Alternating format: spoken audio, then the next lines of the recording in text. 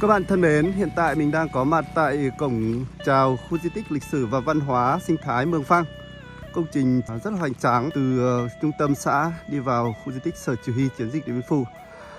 Cổng chào nhìn ban ngày thì đã rất là đẹp rồi, nhưng mà ban đêm nó còn lung linh và rực rỡ hơn rất nhiều. Và chúng ta sẽ cùng em Thoa check in tại đây nhé. Xin mời mọi người ạ.